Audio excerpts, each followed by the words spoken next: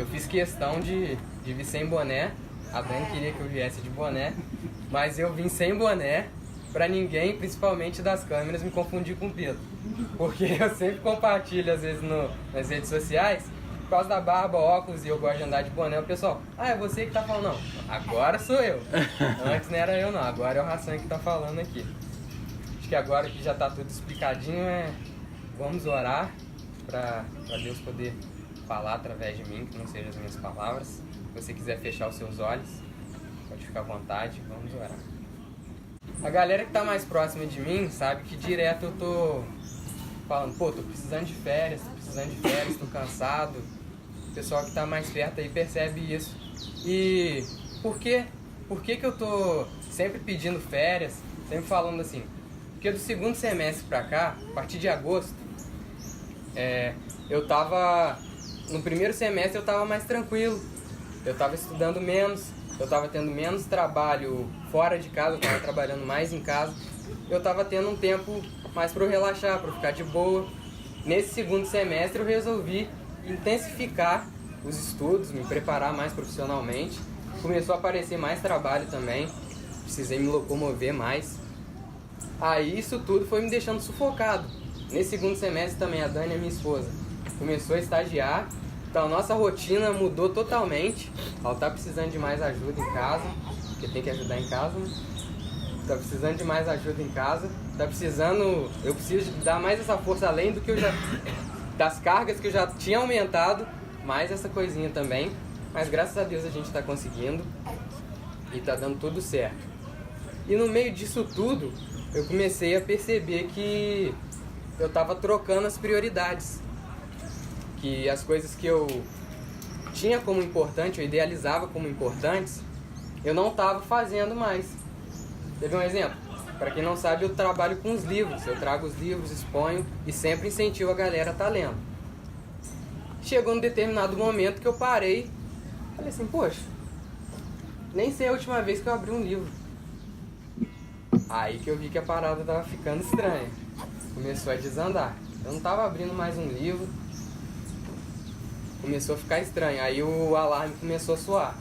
Outra coisa aqui nosso mesmo, um exemplo dentro da nossa comunidade. As conexões. No primeiro semestre eu participava do Conexão de quinta de manhã e depois comecei a participar também do de segunda à noite. O de segunda à noite agora é quarta e o de quinta deu uma parada. Mas o que aconteceu? Nesse primeiro semestre eu sempre reservava. Eu dou aulas particulares, eu trabalho como meu próprio patrão, entre aspas. Então eu consigo dar uma mexida lá nos pauzinhos na minha agenda e nunca eu faltava as conexões. Só que aí começou a ter tanto compromisso que eu não conseguia mais participar das paradas. Outro exemplo, lá no cartódromo, eu, o Marcelo e a Naline, a gente começou a caminhar junto com os adolescentes, a estar cuidando deles. E nesse segundo semestre, com tantos afazeres, eu acabei escorregando e deixando de lado isso e priorizando o que não era tão importante para mim. Tá dando para vocês entender? Dentro disso tudo, eu comecei a perceber uma coisa, eu descobri uma coisa que eu acho que vai ajudar a gente a memorizar do que vai falar essa mensagem. Que a minha rotina revela quem me domina. Quando eu comecei a ver que eu não estava lendo mais, eu não estava conseguindo participar das conexões, eu falei, poxa, os meus afazeres, a minha agenda está me dominando. Não tem como mais eu tô preso a essa rotina, não consigo mais sair daqui e fazer nada das coisas que eu realmente priorizo. Então a descoberta, vamos dizer assim, a conclusão dentro disso tudo, desse frenesi, dessa correria, descobri que a minha rotina revela quem me domina. Eu tenho certeza que enquanto eu estou falando, algumas pessoas já estão começando a pensar no seu dia a dia, nos seus afazeres, na sua rotina.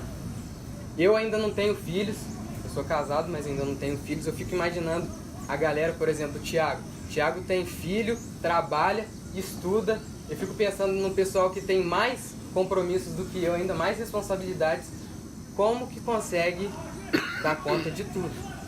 Isso é loucura. É loucura, não é fácil. Então, eu comecei a refletir sobre essas coisas, que eu não estava sozinho nisso tudo. Comecei a ler algumas coisas, pesquisar sobre o assunto e vi que isso é um mal do nosso século, do que a gente tá vivenciando hoje. Nós temos uma geração de pessoas ansiosas, uma geração de pessoas estressadas. O Augusto Cury, um escritor famoso aqui no Brasil, ele é brasileiro, uma galera eu já sei que lê, que conhece. Ele trabalha muito com essa questão das emoções, ele trabalha essa parte, os livros dele abordam bastante isso. E dentro disso tudo, ele desenvolveu uma sigla que ele chama de SPA, S-P-A. O que significa isso? Síndrome do pensamento acelerado.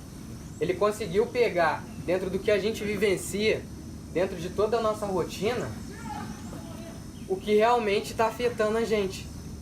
Todo mundo está preso a isso aqui, ó. Celular o tempo todo, tantas notificações, tanta coisa. Você fica 1 hora, 2 horas sem pegar no seu celular, já tem uma pancada de notificação aqui, tanta coisa para fazer. Os adolescentes têm sofrido disso, as crianças têm sofrido disso, e tem gerado uma geração de ansiosos, uma geração de estressados. Isso tem produzido uma comunidade, uma sociedade de pessoas muito doentes da alma, realmente. O emocional bem ruim. Essa síndrome ele desenvolveu, se vocês quiserem saber mais sobre isso, tem vídeos, tem palestras sobre isso, tem os livros dele também que abordam sobre ansiedade, vale a pena vocês pesquisarem sobre isso. Agora um outro Augusto, o Nicodemos agora, certa vez eu estava ouvindo uma mensagem dele e ele falou uma coisa interessante, que eu consegui resumir assim um tempo de pensamento dele no seguinte, que o que você busca no presente é o que garante o seu futuro. Pensa bem nisso, o que você busca no seu presente, no agora, é o que garante o seu futuro. Eu falei, faz muito sentido isso. Olha só, se eu acho que é uma pessoa que garante o meu futuro, o que eu vou passar o meu presente fazendo? Eu vou passar meu presente cuidando dessa pessoa, buscando agradar essa pessoa. A gente tem vários exemplos de pais que vivem em função dos filhos, vivem se dedicando aos filhos, casais que um vive em função do outro. Você acaba depositando a sua esperança naquilo. Então, o que você busca no presente é o que garante o seu futuro. Eu achei muito interessante isso que o Augusto Nicodemos falou. Se você busca dinheiro, se você acha que o dinheiro é que garante o seu futuro. No meu futuro, quando eu tiver idoso, eu vou ter uma vida estabilizada, eu vou ter grana, eu vou conseguir. Você vai buscar o seu presente o quê? Estudando, se profissionalizando, trabalhando. Você vai buscar a sua vida vai ser uma eterna busca que vai garantir você lá na frente. Vocês estão conseguindo entender? Uhum. Só que aí, dentro disso tudo que eu falei, dentro dessa reflexão, parece assim, mas esse Deus é quem garante o meu futuro? Se é Deus que garante o meu futuro, o que eu tenho que fazer? Lá em Mateus 6,33, quem sabe o que está escrito? Busquem em primeiro lugar o reino de Deus e a sua, e as demais coisas serão. Então, se é Deus que garante o nosso futuro, já está respondido. Busquem em primeiro lugar a Ele, e as demais coisas vão ser acrescentadas. Aí eu chego aqui hoje, vocês estão acostumados com o Pedro pregando sempre aqui. Michelin veio aqui tem mais de um mês já, e toda a mensagem que tem, todo mundo que vem aqui na frente cita alguma coisa que o cara falou. Aí o Hassan vem falar de Mateus 6,33. Tá de sacanagem, né? É disso que eu vou falar, gente. É esse versículo só que eu vou ficar falando. Busquem em primeiro lugar o reino de Deus e a justiça dele, e as outras coisas vão ser acrescentadas. Eu acho que vale a pena a gente ver o contexto dessa fala de Jesus, o contexto desse ensino de Jesus. O que estava acontecendo quando ele falou isso? para quem já é mais antigo de igreja, já sabe, já conhece a Bíblia, já estuda, sabe que isso está num bloco em Mateus, do capítulo 5 ao capítulo 7, em que Jesus está ensinando as pessoas. Ele estava numa montanha e começou a ensinar as pessoas. E esse ensino ficou conhecido como Sermão da Montanha, Sermão do Monte. Então ele começa lá no 5 e termina em Mateus 7. Eu indico que você depois tire um tempo, leia, porque vai ser muito válido, vai agregar muito para você os ensinamentos de Jesus. Lá em Mateus 5, às vezes pela referência você não lembra.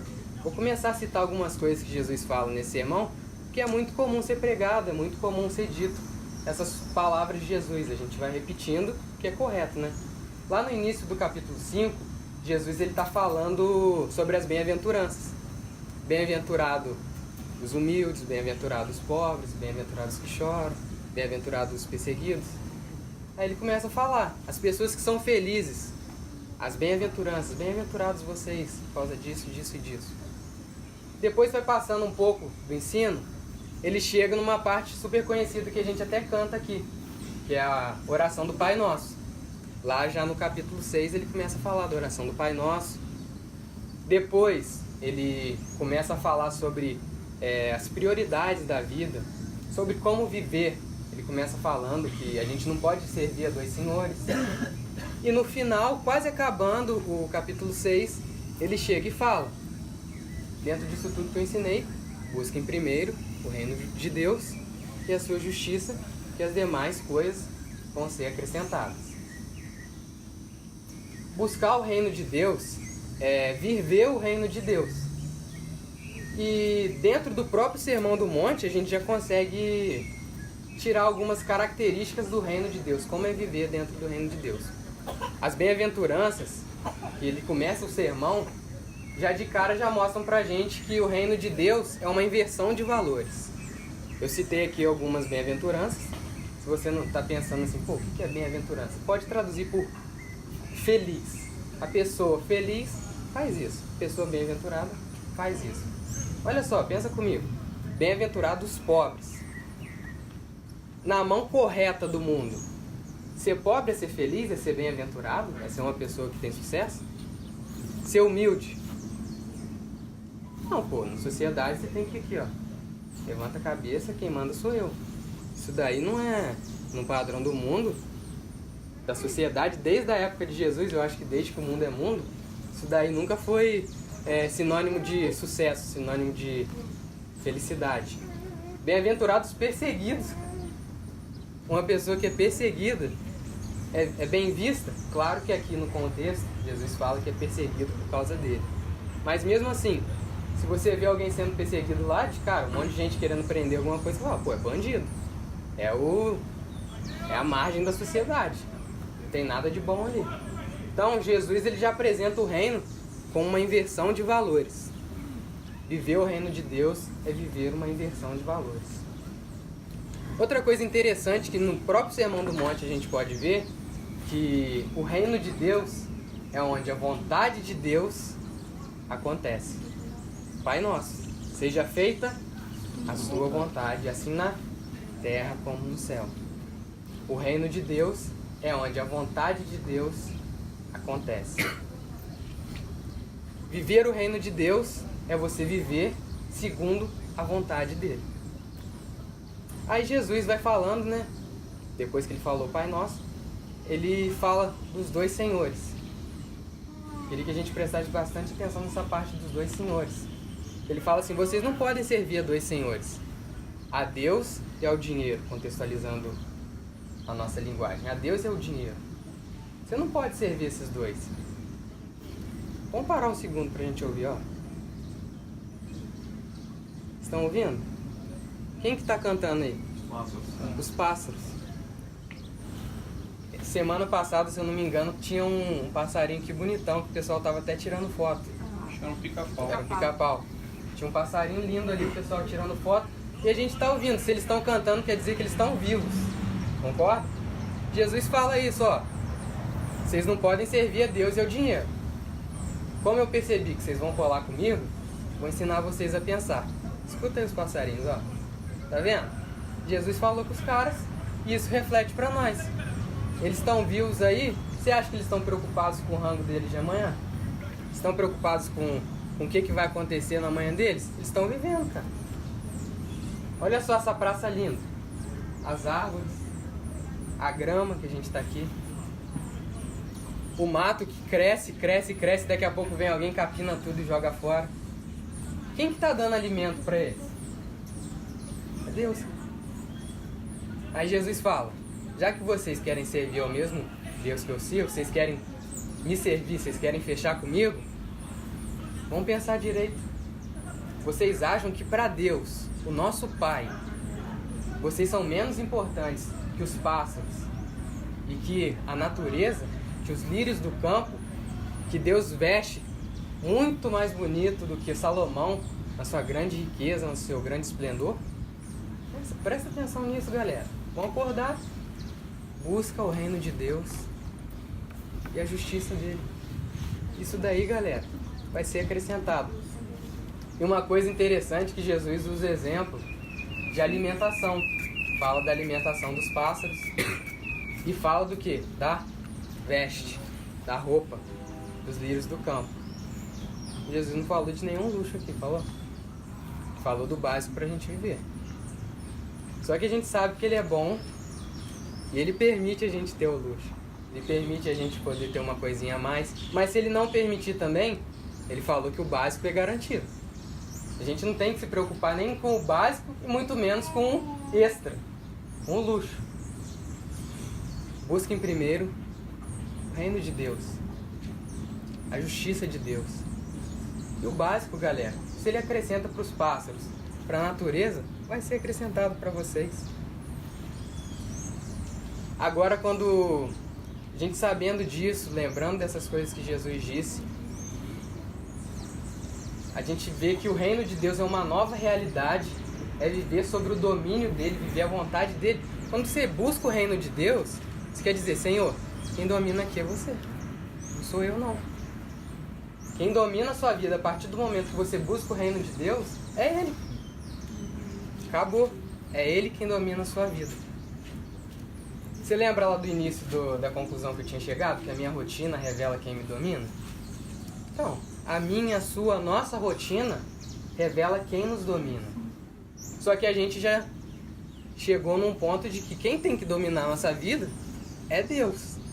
Aí a pergunta que fica é: como na minha rotina eu vou viver de forma que Deus mostre que é Ele que está dominando, que a minha rotina revele Deus dominando a minha vida? Essa é a grande pergunta. Para responder isso, eu vou contar uma história. Tinha um mestre que estava com o seu aprendiz. Imagina que eles estavam caminhando aqui nessa praça. Aí estavam os dois juntos, caminhando. E o aprendiz sempre querendo aprender mais, né? Colado no mestre, aquele cara que está sugando mesmo o conhecimento do cara. Ele pega e pergunta: mestre, o que é mais importante para o cristão? É o estudo da palavra ou é a oração? Presta atenção na pergunta que o cara fez. Ele talvez, assim, será que o mestre tem essa resposta? Que é uma pergunta difícil, né? Mestre, o que é mais importante? A oração ou o estudo da palavra? Aí o mestre, com a sua sabedoria, né? Ele parou assim. Imagino que ele devia estar num espaço mais ou menos assim. Apontou para um pássaro aqui. Esse pássaro, o que é mais importante para ele? Olha lá voando. A asa direita ou a asa esquerda? Entendeu? Como diz o Michelin, pegou a ideia? Eu vou dar uma dica para vocês que eu fui aprendendo conforme eu fui estudando, conversando com o Pedro, sobre essa questão de buscar primeiro. Não necessariamente a prioridade é a que vem primeiro, mas como assim?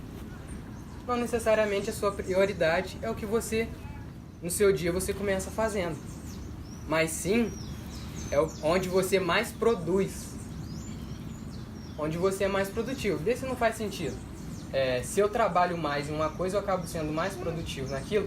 O meu foco está mantido naquilo, então eu vou ser produtivo naquilo. Por exemplo, se eu vou fazer uma prova, eu não vou estudar cansado. Eu não vou estudar com sono. Eu vou estudar no meu momento mais produtivo, porque a minha prioridade é passar na prova. A sua prioridade está ligada diretamente com a sua produtividade. Eu estava até zoando o Pedro, e semana passada ele falou que ele tentou acordar cedo, mais cedo que todo mundo, para começar a ler, orar, e segundo dia já furou. Por conta da rotina dele, dos afazeres dele. E acaba não conseguindo mesmo, porque ele não está no momento mais produtivo dele. Eu, Hassan, eu tenho tentado todo dia acordar, nem que seja uns 15 minutinhos, eu pego o talmidim, dou uma lida, faço uma devocional, oro, agradeço a Deus pela vida e vamos que vamos. Como diz o Michelin, né? Quando a gente está dormindo, Deus está trabalhando. Então quando a gente acorda, a gente tem que ver, Senhor, onde que você está aí já? O que é para fazer? Pelo menos uma oração no início, acho que todo mundo consegue, por mais corrido que seja, né? Aí eu conversando com ele, poxa cara, eu ia falar que pra galera acordar mais cedo e tal, aí a gente chegou nessa conclusão, que a nossa prioridade tá ligada à nossa produtividade. Aí ele falou, Pedro falando comigo, eu por exemplo, eu pego mais ou menos de 11 até 1h da tarde, 11 da manhã até 1 da tarde, que é onde o meu filho tá dormindo, a minha filha tá estudando, e eu consigo tirar esse tempo dentro do almoço assim, pra eu me organizar. E de tarde, assim, eu tô bem acordadão já, eu consigo estudar, eu consigo orar, e tá bem concentrado, bem produtivo no que eu tô fazendo. Aí você ainda pensa aqui, você tá pensando, poxa, eu trabalho o dia inteiro, tenho que dar atenção, como é que eu vou fazer? Eu não tenho mais momentos produtivos. Essa semana, no Facebook, o Pedro Alexandrino, compartilhou sobre um trecho de uma mensagem do reverendo Hernandes Dias Lopes, lá da Presbiteriana. Aí ele falou, o Hernandes Dias Lopes está falando no sermão dele lá, que ele foi para a Coreia do Sul. E ele encontrou lá as igrejas crescendo loucamente, enquanto aqui no Brasil ele estava sentindo que as igrejas estavam só esvaziando, e o que está acontecendo, Ele começou a perguntar, poxa, eu preciso saber o segredo disso, né? Por que as igrejas aqui crescem tanto assim? Aí ele começou a sondar os pastores, chegava em um, chegava no outro. Todos eles responderam que o segredo era oração. E conforme ele foi ficando lá, passando tempo com os caras, ele descobriu que as igrejas elas tinham o costume de fazer oração de madrugada. Aí ele, como brasileiro, né? Ele chegou assim para um pastor coreano, falou assim, poxa, vocês têm esse costume porque já é do coreano, já é da cultura coreana, acordar de madrugada, né, fazer as coisas cedo e tal. Por isso que vocês oram de madrugada, porque no Brasil isso a gente não faz não. Aí o pastor coreano olhou pra ele assim, ó, não é costume nosso não, cara. É porque a gente entendeu a nossa prioridade. De madrugada, pessoas no mundo todo levantam para buscar o dinheiro. A gente levanta para buscar Deus. Então, se a gente não tem tempo, a gente tem que arranjar tempo, que é a nossa prioridade. Aí o Hernandes Dias Lopes passou essa lição pra gente, que se a gente não tem tempo, a gente tem que arranjar o tempo. Um outro exemplo é do Jonas Madureira. Ele é teólogo, não sei quantos conhecem aqui. Estava vendo um clipe rápido dele. Ele contou que na época que ele estava começando a estudar teologia, começando a se interessar mais pela Bíblia, começando a buscar, falou que ele tinha uma rotina muito corrida, porque ele fazia faculdade, ele trabalhava. Aí ele, poxa, não estou conseguindo me dedicar. Eu quero aprender, mas eu não consigo. O cara aqui no Brasil, não precisa ir longe não, aqui no Brasil ele falou que tinha dia que ele deixava de almoçar para ele estudar, cara. Já que eu não tenho tempo, eu vou deixar de comer, vou estudar, vou fazer. Tudo isso depende da sua disposição de priorizar. Eu não estou falando aqui para ninguém fazer loucura, não estou falando aqui para ninguém deixar de trabalhar, que eu falei que Deus sustenta os lírios do campo, sustenta os pássaros. Não, você tem que viver o seu dia a dia, você precisa do trabalho. O trabalho é importante para também ensinar para a gente a generosidade. Porque se a gente não trabalha, a gente não tem como contribuir, como que a gente vai aprender a ser generoso com os irmãos e com quem precisa? Se a gente não trabalhar, como que a gente vai poder ajudar aqueles que precisam? Estão entendendo?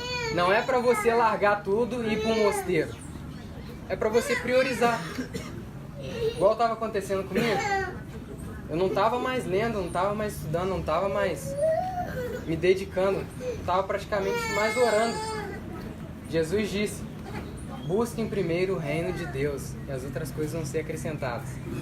Traduzindo aqui pra gente, se a sua rotina for uma rotina que busca a Deus, ela vai revelar o domínio de Deus sobre a sua, sobre a minha, sobre a nossa vida. Imagina comigo, se eu fizesse isso, se a minha rotina revelasse o domínio de Deus sobre a minha vida. Vamos viajar um pouquinho mais, vou viajar um pouquinho mais. Imagina se todo mundo fizesse isso. Todo mundo aqui que está ouvindo, todo mundo que está assistindo fizesse isso. A rotina de cada um revelasse o domínio de Deus sobre a vida de cada um de nós. Eu acho que a gente ia viver, com certeza, aquela igreja que a gente tanto fala aqui, a igreja de Atos.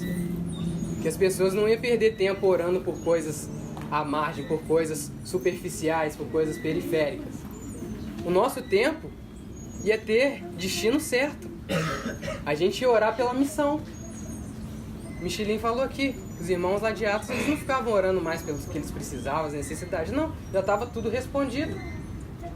Eles iam orar pela missão, para que Cristo pudesse ser apresentado às pessoas. E isso aconteceria com a gente também. Se cada um de nós, a partir de hoje, resolvêssemos viver isso, como que ia ser? Como que ia ser? Que maravilhoso ia ser. A vontade de Deus sendo feita aqui entre nós, como é feita no céu. A prioridade, o domínio dele sobre as nossas vidas. Completo. Não ia ter mais a minha vontade. A gente ia conhecer a palavra, porque a gente ia ter dedicado nosso momento produtivo na nossa prioridade. Se a gente vivesse isso, a gente não ia ficar em dúvida, pô, para onde que eu vou? O que que eu vou fazer? A gente ia entender o que que o salmista disse no Salmo 119, 105. Senhor, lâmpada para os meus pés é a tua palavra e luz para os meus caminhos. A gente ia ter a rota certa. A gente não ia perder tempo com as preocupações. A gente ia ter foco. A gente ia viver o que Deus quer que a gente viva. A minha oração, gente, durante toda essa semana, que eu apanhei muito com essa mensagem, eu sofri muito porque era tudo que eu estava vivendo. Vocês viram que eu comecei relatando a minha vida pessoal aqui, testemunhando para vocês. É que a minha rotina possa revelar quem me domina e que quem domine a minha vida seja somente Ele. Amém. Amém. Vamos orar?